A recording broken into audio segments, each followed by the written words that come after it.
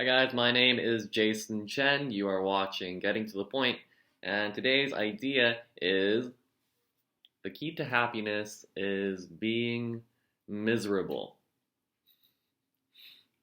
I was talking to my friend while we were traveling together in Boston last week, and well, wasn't very happy. And I tried to articulate to him that happiness is quite complicated, that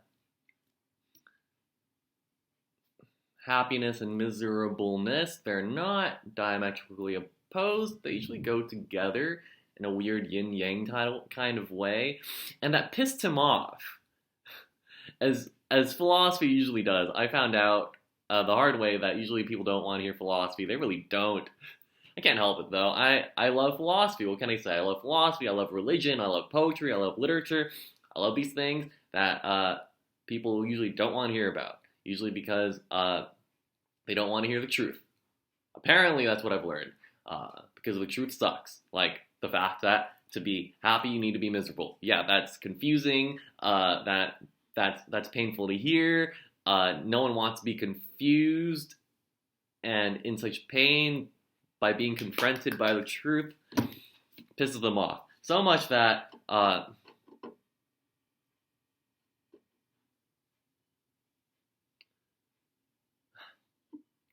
think the truth was so hard that we stopped being friends. We had this huge fight after, and now we're not talking. That's my life. Oh my gosh.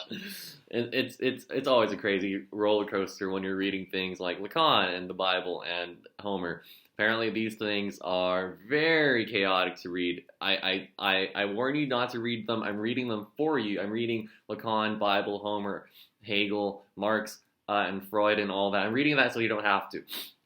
Anyways, he really couldn't accept what I was trying to say, even though I was really trying to help. I mean, I don't know, I think the truth is painful, but it ultimately always helps. So, I thought I'd just articulate it again to my audience of like 5 people who watch this YouTube channel.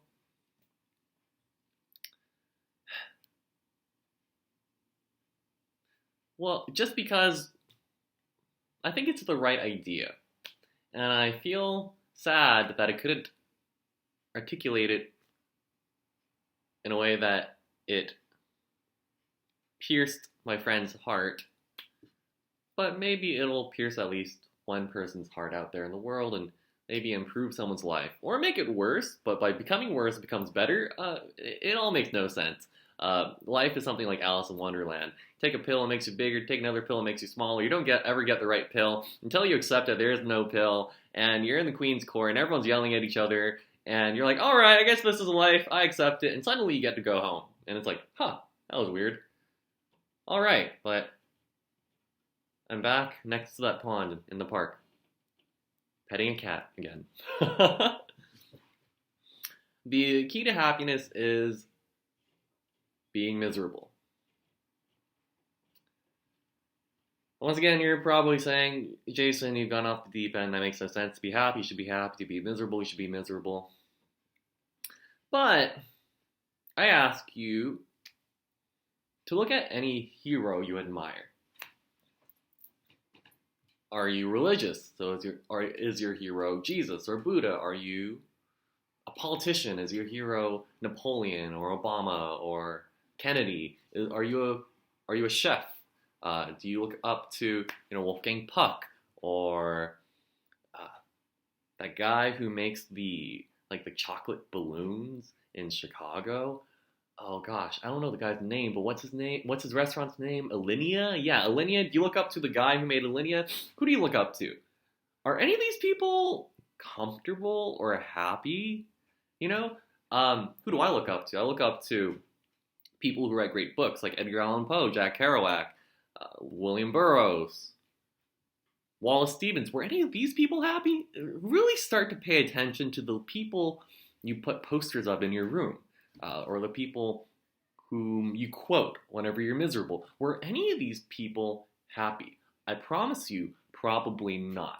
How many pictures of Obama have you seen where he's just like, holy shit, I have to keep this country together?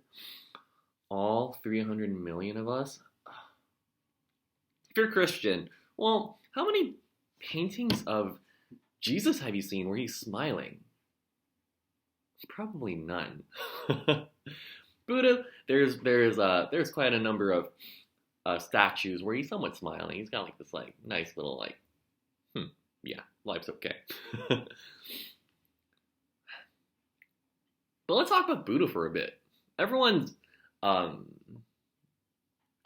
chasing after the Buddha lifestyle in order to find some kind of peace. You look at his life. Have you ever really sat down to learn about his life? His life was miserable. The only way to get to where Buddha was, that most divine ecstatic happiness that we call nirvana, the only way there is being freaking miserable. You know, the Buddha starved so hard in pursuit of some ascetic wisdom that, you know, he was just skin and bones at one point. He's like, someone please help me. And this woman comes, and you know what she has? She has 2 grains of rice. Just 2.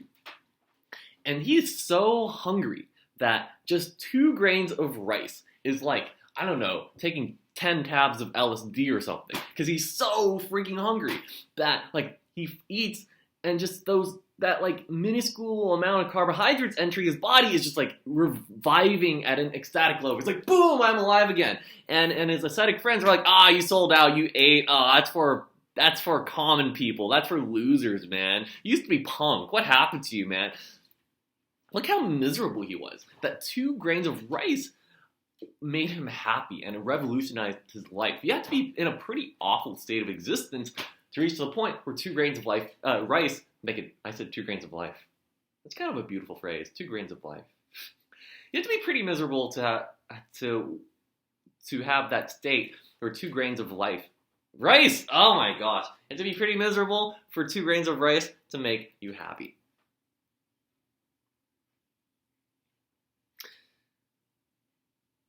If you're right now thinking to yourself, why am I not happy? Could be because you're not, I don't know, accepting the miserableness in you. You're probably miserable. Most people are miserable. And that's okay, because oddly enough, being miserable is, you know, the very first step to becoming happy. You know, we can keep talking about big books, and usually that really is what boils down when you're trying to summarize the message of the greatest books. There's not much else to say other than A, don't be an asshole. B, just accept whatever you're being given, including your miserableness, because it's just accepting that. That's the key to, you know, getting to that place where we all want to be, the good life. I've made a mistake in the past of, I don't know, not only accepting the miserableness, but, I don't know, even clinging on to it. Don't do that either. You know, a lot of us do that too. You go on Tinder, and you see these pictures of, if you're into girls, you see pictures of sad girls. If you're into boys, you see pictures of sad boys. And it's weird, right? Because why is that erotic? We should all want pictures of happy people, and yet we somehow have to be very attracted to pictures of sad girls or sad boys. Thing is, you get so used to being miserable, you don't know what happiness is like, you cling to it, and then you look for it in other people because you think that's all there is, and you just want to stay in your miserableness, you just want to make it your home, you want to, you know, cultivate that plot of land. No, don't do that. Don't do that. That's stupid. That's really stupid. You don't cling to it, but don't chase after happiness either. Just stay here. If you're miserable, keep being miserable. You'll be happy. I promise. That probably made no sense, but if it made no sense, that's okay. Because a lot of things that are super true don't make sense. Have you ever tried to read the Bible? It doesn't make any freaking sense. Have you ever tried to read the Sermon on the Mount? It doesn't make any freaking sense. Don't worry about it. Just, you're probably fine because you're probably miserable, but that probably is going to somehow make you happy. Just don't be scared either if the road to happiness that gets presented to you also promises some kind of misery. You know, the hobbits, when they go on the journey for the ring or whatever they do, I never read Lord of the Rings. When they go on that journey, obviously they know that there's going to be some misery involved in walking that path. But they're like, it's cool. We got a purpose. We're going to walk that path. We'll be miserable. We'll have hunger sometimes, but we'll be happy. You ever watch Pokemon when you're a kid? They're miserable. They rarely eat. And their Pokemon are always at like the risk of being like permanently injured, and their lives are quite and they're always being terrorized by these villains who won't stop chasing them, and yet they seem to be happy at the end of the day. The real point is that you should be on the journey, and the journey presents a lot of misery. And if you're miserable, that's good. That means you're going somewhere. And you really want to go somewhere. That's the point of life, to go from point A to point B. We could keep talking. You know, this story keeps going on and on. Should I stop here? I think I'll stop here. Maybe I'll talk more in the future. Feels good to have gotten these ideas out. Did that make any sense? I don't even care anymore. You know, the truth never makes sense. If it does make sense, it's probably not the truth. So if you understood, then you probably don't understand. But if you didn't understand, you're probably getting it. Right? Right. This is getting to the point. I'll see you some other time. Later.